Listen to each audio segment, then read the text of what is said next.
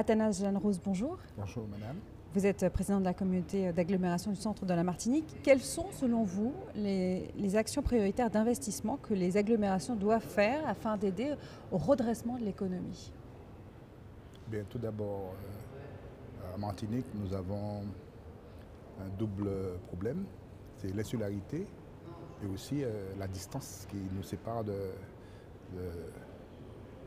la France, qui veut dire la France métropolitaine.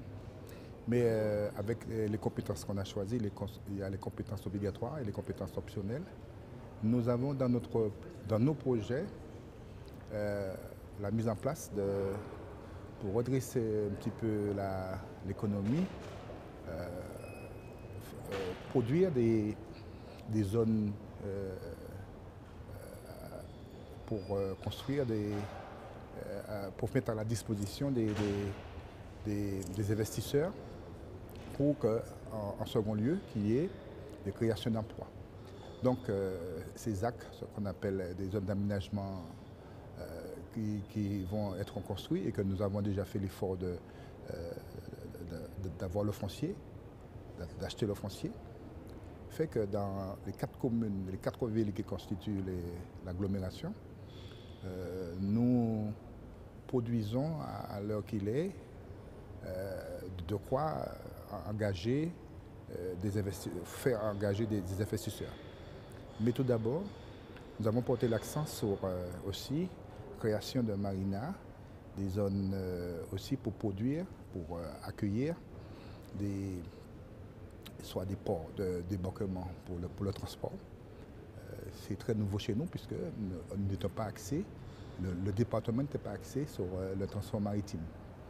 En ce moment, il y a la construction du TCSP, vous savez, c'est le transport collectif à site propre, qui fait que nous avons un besoin urgent de faire diminuer la circulation qui engorge le centre-ville, le Fort-de-France, puisque Fort-de-France c'est la capitale. Et avec les différentes zones qui vont être construites, nous pensons produire plus de 56 000 emplois dans les années à venir. Donc c'est déjà un effort productif qui fait que notre communauté, qui est la plus populeuse parmi les 3, puisque nous sommes à 100% dans la communauté, avec dans l'ensemble des communautés, des îles à avoir les 3 EPCI entièrement couvertes sur le territoire de la Martinique. Mais on a la chance d'avoir plus de 180 000 habitants, qui veut dire le tiers de la population martiniquaise. Et de ce fait, il y a une centralisation de l'économie dans notre communauté. D'où cet effort de vouloir créer des emplois, puisque nous constatons qu'il y a une diminution des créations d'entreprises, mais aussi des entreprises qui mettent la clé sur le paillasson, puisque la conjoncture actuelle fait que les investisseurs se font rares et nous voulons quand même produire de quoi les accueillir. Autre défi pour votre agglomération, c'est la croissance démographique. Comment faire face à tous ces jeunes qui arrivent notamment sur le marché de l'emploi? Vous savez, je vais prendre le problème à contresens. Les experts ont déclaré que la Martinique, d'ici 30 ans, sera l'une des plus vieilles départements qui va constituer de plus de seniors dans le secteur caribéen, parce que n'oublions pas qu'il y a la Guadeloupe, la Guyane et la Martinique, et que nous avons à cœur comme je vous ai dit, de créer des zones pour offrir de quoi offrir aux jeunes des emplois, mais aussi les jeunes qui s'en vont, qui vont faire des études, qui ne reviennent pas. Donc on met un accord avec la région qui va se constituer maintenant avec le Conseil général. D'ici décembre, nous aurons une collectivité territoriale unique.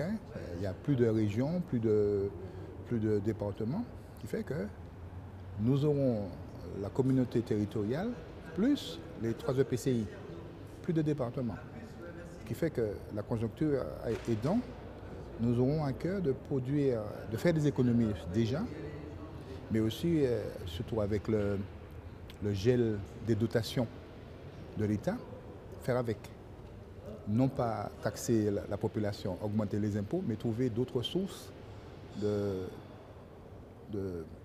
recettes pour faciliter et puis aussi créer les emplois. Autre défi, c'est le changement climatique. La COP21 se tient à la fin de l'année à Paris. Quelle doit être, selon vous, la contribution des communautés aux objectifs de lutte contre le réchauffement climatique? Vous savez, sans nous vanter, la CACEM a été l'une des premières collectivités des Antilles à s'engager, avec même l'aide de l'Agenda 21, à suivre une ligne de conduite qui a été prononcée depuis le protocole de Kyoto, à vouloir réduire les émissions de gaz à effet de serre, mais aussi en matière d'environnement. Nous avons porté l'effort sur la fermeture des décharges. Il ne reste qu'une décharge en activité en Martinique, mais qui n'est pas sur le territoire de la CACEM. Mais chez nous, nous avons porté l'effort en construisant un incinérateur depuis, ça fait 15 ans. Et aussi en portant l'effort sur le traitement et la valorisation des déchets. Et aussi produire de l'énergie propre. Nous avons 2 parcs de plus de 6 000 m² de panneaux photovoltaïques. Mais de ce fait aussi, complémentairement, nous avons aussi une machine qui produit de la vapeur, qui fait tourner une turbine de 6 MW.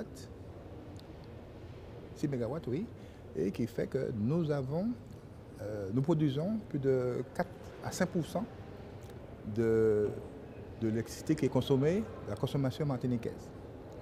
Et ce qui fait que je crois que nous avons commencé avec une forte allure, à vive allure, qui fait que nous avons une petite expérience dans la production d'énergie et qui fait que nous avons contribué à cette diminution de carbone et des gaz à effet de serre.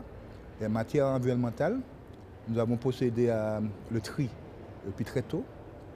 Depuis très tôt, nous avons été l'instigateur de la réduction des déchets. Et en ce moment, nous avons contribué avec l'aide d'un syndicat unique à traiter les déchets ultimes.